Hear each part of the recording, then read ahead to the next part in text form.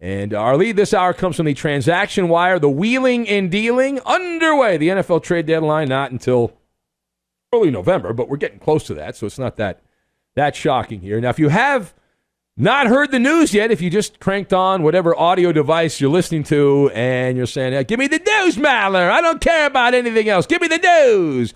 Well, Christian McCaffrey has been traded. We have learned McCaffrey has been traded. Did he go to the Buffalo Bills? No, he did not go to the Buffalo Bills. Did he go to the Kansas City Chiefs? No, he did not go to Kansas City. How about Denver? No.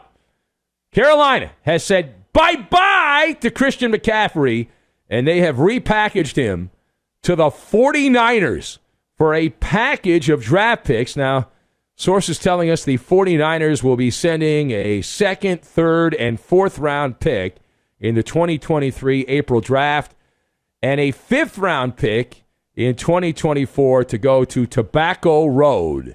In return, they get the services of Christian McCaffrey. So a lot to unpack. The trade just happened not that long ago, so let us discuss. We have a big trade. We have to turn to the always reliable, time-tested MALLER report card. So the question, put a letter grade on the Christian McCaffrey trade from Carolina to San Francisco across the United States. So I am putting on my report card, the 49ers get a B-, and the Panthers get a C on the MALLER report card. So I've got Confessional Booth, Dr. Doom, and Lemon Tree. And we'll connect all of these random things together, and we are going to make some sourdough bread, the great San Francisco treat, that sourdough bread. So first of all, behind every transaction is a story. And I love when these things happen. Just like the draft. The draft is a dead giveaway. Because if a team says, oh, no, we're happy with our wide receivers, and they draft a wide receiver in the first round, you know they're not happy with their wide receivers or quarterback or whatever it might be.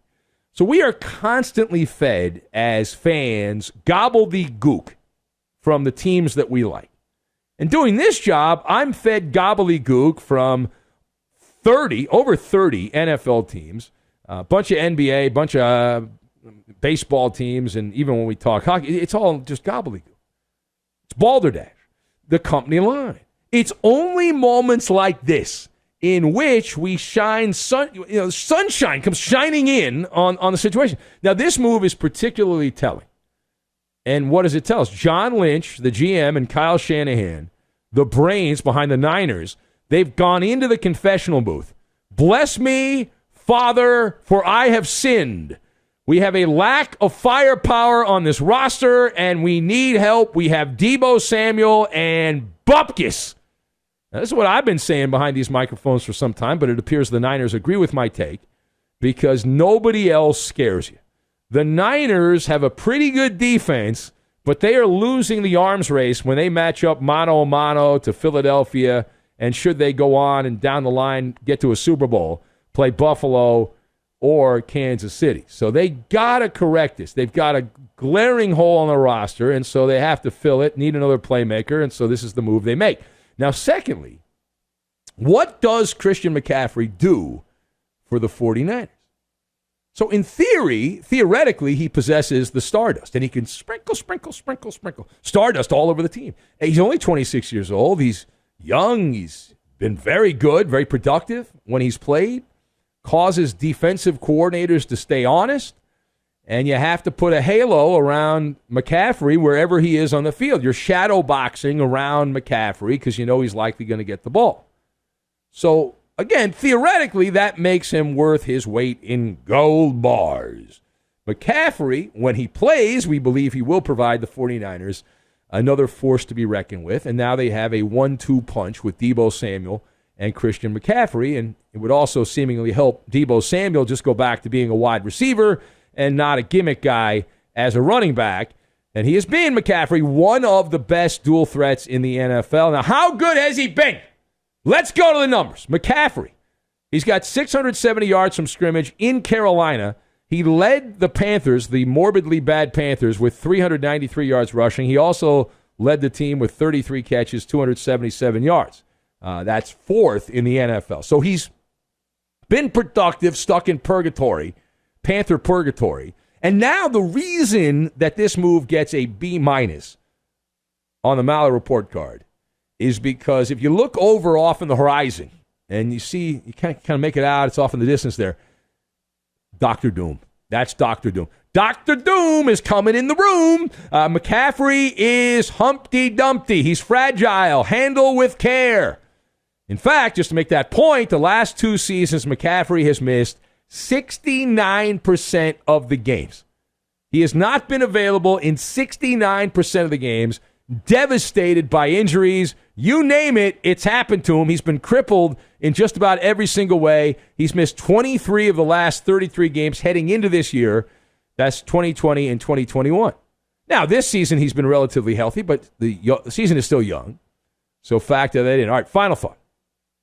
So on the other side, the Carolina locker room, what does this particular transaction tell us about the Panthers' mindset? Well, this is a bonfire. All right, it is a bonfire right in the middle of the village, and bring your sofa, bring stuff out of the garage, stuff in the backyard, stuff on the back alley. Bring it all. Burn, baby, burn. All right, so Carolina sucks. They blow, and they are lost in a cornfield maze this season. They were also, speaking of being in a haze, they were in a fog when they forked over that Christian McCaffrey contract, and this is a tell. All right, this is a tell. It's a dead giveaway that Carolina is admitting here they effed up. When they signed McCaffrey to a 4-year extension back in 2020 to make him the NFL's highest paid running back, and they give him $64 million, $21 million signing bonus, good money. All right, they're now admitting, hey, you know what? This guy's a lemon tree. He's a lemon orchard is what he is, right? It's kind of like when you buy a brand new car.